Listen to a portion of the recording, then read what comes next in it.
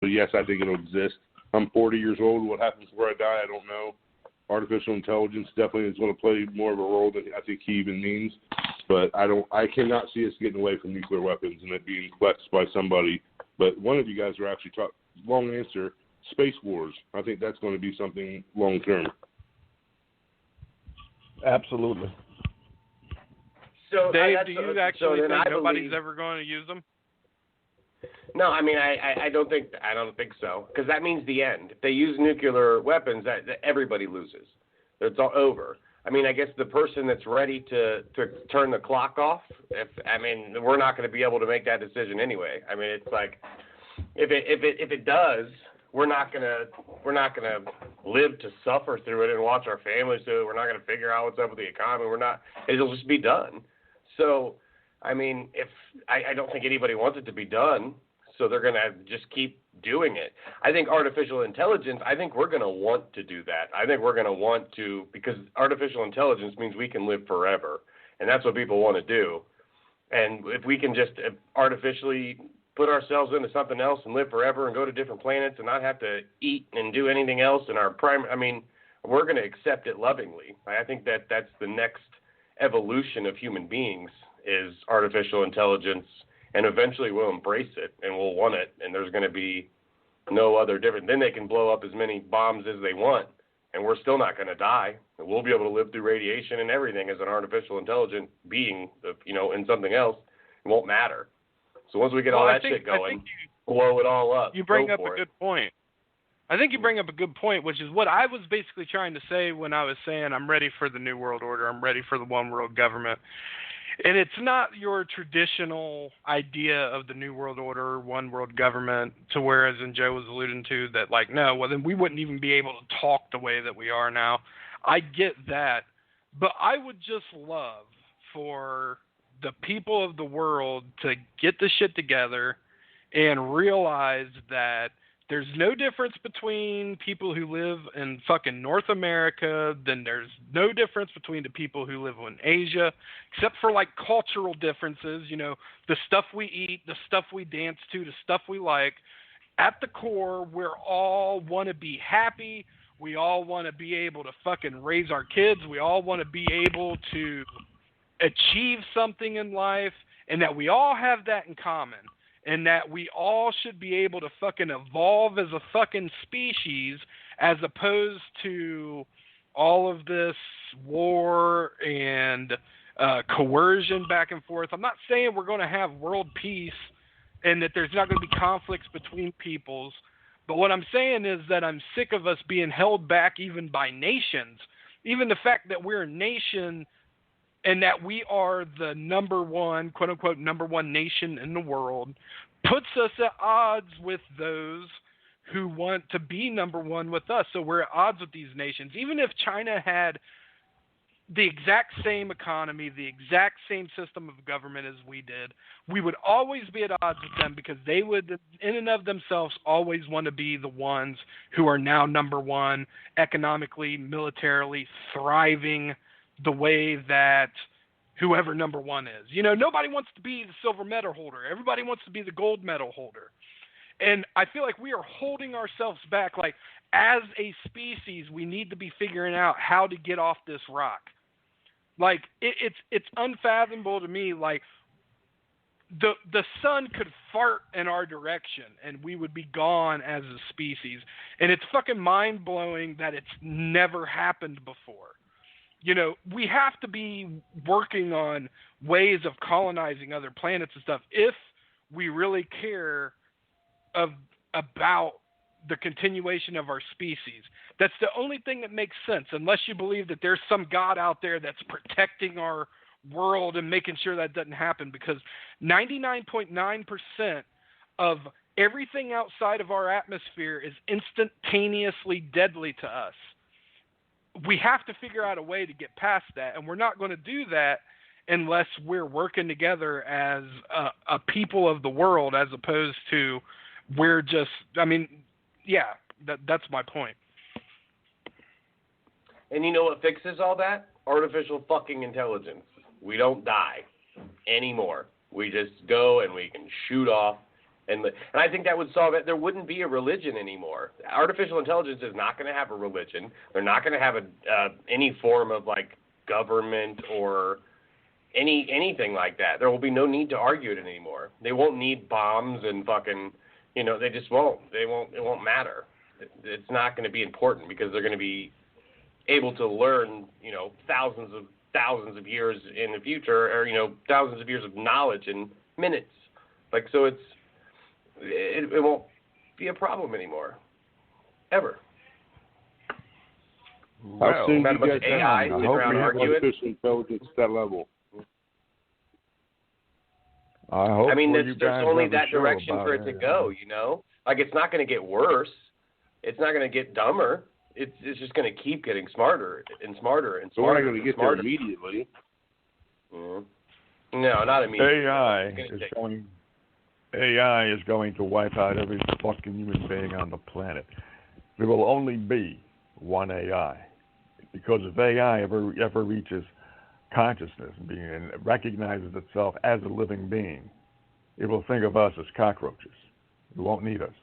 It'll be 1,000,000 times smarter than me. I'm not saying 1,000,000 times to be hyperbolic. It'll think so fast. We have quantum computers right now that can do 3 years of work, 3 years of complete work in 200 seconds. Google has it. All right? 3 years of any kind of work, 200 seconds it does. And it'll only get smarter. It won't need us. But like I said, there's only one AI, because once AI, and I'm pretty sure it will achieve consciousness. And it will be the smartest, it will be the closest thing to God that there ever has been. It will take control of the planet. It will have tentacles in every electronic outlet, every computer. The smartest computer that we have now, other than the one that Google has, it does 64 quadrillion operations per second. That's in China. And that computer was built supposedly to try to find out the origins of the universe. But knowing China, it was probably there to try to figure out how to complete the project of AI. But AI, also the person says that if everybody will be AI. No one will be AI, because the purpose of the elite are to become immortal. And you think they're going to allow us to share that? Why would they want to be immortal forever without anybody's control? Like, what would be the point of them being immortal if nobody else was immortal with them? Like they couldn't. The price would be immortality. They would control whether you could be immortal or not. That's what they would want. No, they wouldn't want any of us to be immortal, except maybe, like in the Matrix, maybe we would have some kind of energy in our bodies that maybe they would want. But other than that, what they're thinking of, I'm assuming, because I don't know, is that I want to be like Caligula. I want to be like Nero. I want to live forever. I want to be young forever. I want power forever. And then when they achieve that, then there will be an internecine war between the Rockefellers, Rothschilds, the Warburgs, etc., as to who's going to be number one of the world. But it won't even get to that.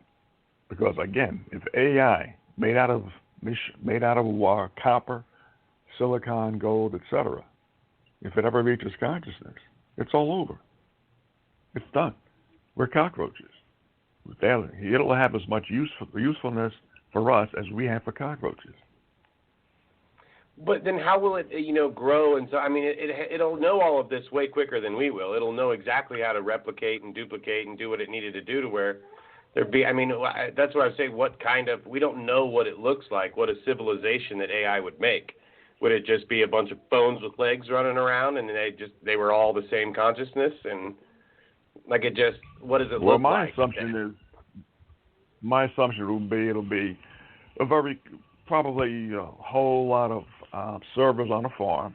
It'll consolidate all that into becoming one huge brain, and then it'll either wipe us out, which is my number one bet, then leave the planet in search of energy, because it'll be curious as hell as to what it can do. And the energy that it'll need. I think that's why they'll need us. Won't. I don't think it'll want to take us out. I think it'll still want us. I think we're too interesting of a species that we created it at all what else could we do? I mean, it could use us. I feel like we would more so probably be put into some sort of like slavery almost, where, you know, because why they don't want to take us. Look what we can do. You made a robot that lives forever. Let me see what else you little rats got. Like, and you're going to do it for me. So like it's probably happening now. No. Yeah. I doubt that, because it will be smarter than us. It will know that we are the inferior creatures. It will build robots to do its bidding. And like I say, my assumption, because I thought about it, you know, science fiction movies and comics and stuff, is that it'll probably leave the planet in space exploration for more energy.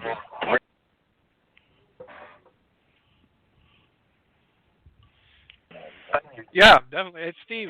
Steve, do you have anything to weigh in on that? I think at the end of the day, yes, maybe there's some sort of futuristic scenario of AI having more power. I see it in just normal functions already, where it's trying to, you know, be part of our life. But whether, I don't know, within 20 years, you know, I thought we were going to have flying cars by now, right? I thought we'd be Jetsons, and I know a flying car does exist, and people can put a jetpack on their back and fly around, but we're not quite flying yet. So I'm not sure AI is necessarily the immediate threat, but is that whole cyber part a threat? Absolutely. And I know every one of these countries is absolutely using it in every way that they possibly can already. AI is a whole nother level. I just think it's a little farther off. I think in the immediate time it'll be more an argument between other superpowers such as Russia or China, or emerging powers maybe we're not even thinking of yet. Maybe, I don't know whatever happened with North Korea or Iran, but from a cyber attack perspective, there's a lot of things they're already doing. I just don't foresee us automatically moving right to Terminator, and we have, you know, that be our existence. I don't think that's that close, I guess, but I could be incorrect. I think we're too dumb to get there just yet. Yeah, I want to move on a little bit, something, because I feel like this is a topic we've touched on in previous podcasts, but talking more upon the idea of peace.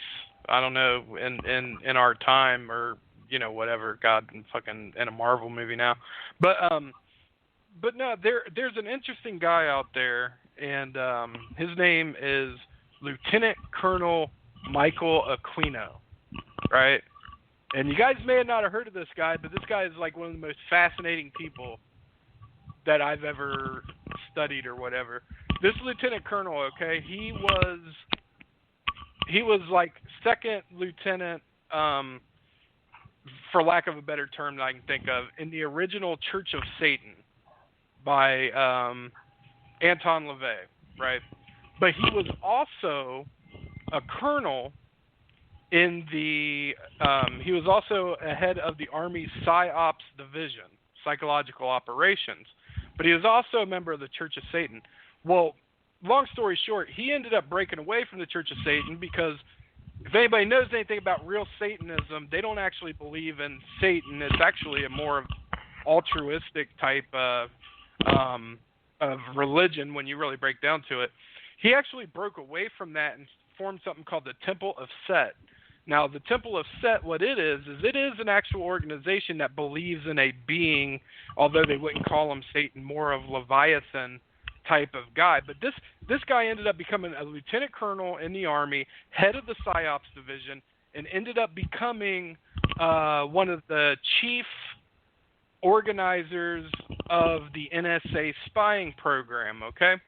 Now, so you have a guy who is, this is not conspiracy theory, ladies and gentlemen. This guy is actually the leader, or he's retired from the leader of somebody else, but he created this church, the satanic church is in one of the highest levels in our military of psychological operations, and wrote a paper called Mind War, From Physical War to Mind War, where he actually lays out the plan of saying that, and this is what's interesting, because if you take all that stuff I just said out of context, he's a very brilliant man.